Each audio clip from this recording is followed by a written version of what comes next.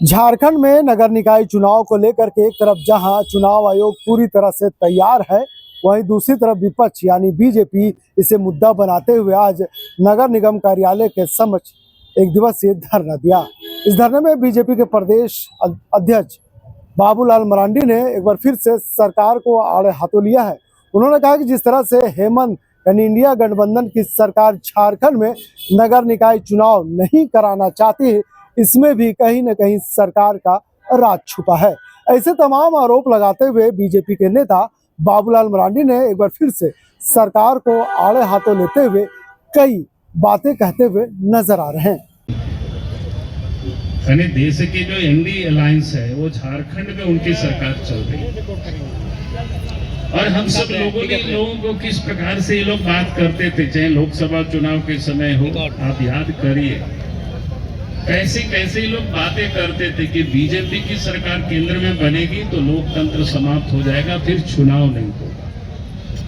लेकिन वास्तव में अगर लोकतंत्र के कोई दुश्मन है, अगर लोकतंत्र के अगर हथियारे हैं कोई, तो और कह सकते हैं कि एनडी अलायंस गठबंधन के लोग हैं, चाहे कांग्रेस पार्टी हो चाहे झारखंड मुक्ति मोर्चा हो। मैं इसलिए इस बात को कह रहा हूं, आप याद करिए कि भाई झारखंड में जो नगर निकाय के चुनाव है, धनबाद है, चास है, बोकारो है, तो 2020 से ही वहां चुनाव होना ड्यू है एक प्रकार से, यानी कितना 5 साल पूरा हो गया, यानी वहां तो फिर से चुनाव होता, लेकिन उन्होंने चुनाव नहीं कराया।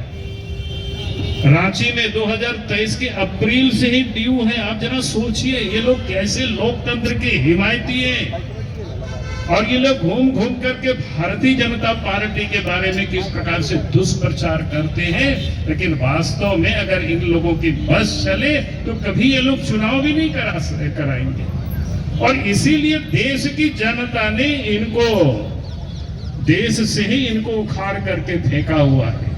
आप थोड़ी सी यहाँ लटके हुए हैं तो ये समझ रहे हैं कि यहाँ भी हम चुनाव नहीं कराएंगे।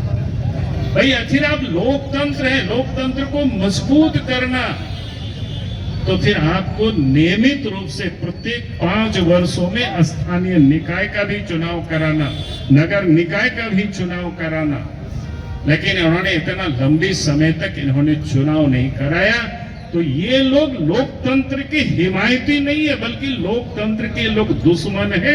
लोकतंत्र को ही ये लोग समाप्त करना चाहते हैं। नहीं, एक ताकि सब पावर को अपने पास हस्तगत करना चाहते हैं, ताकि कोई भी पावर, कोई भी मनी पावर जो कि इनको अफसरों से कमीशन लेने में आसान होता है।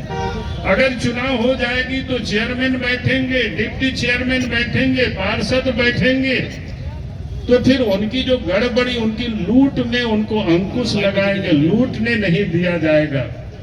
तो इसलिए सरकार नहीं चाहती है वो चुनाव हो, नहीं तो कोई कारण नहीं था कि इतनी लंबी समय तक चुनाव को लटका करके रखे।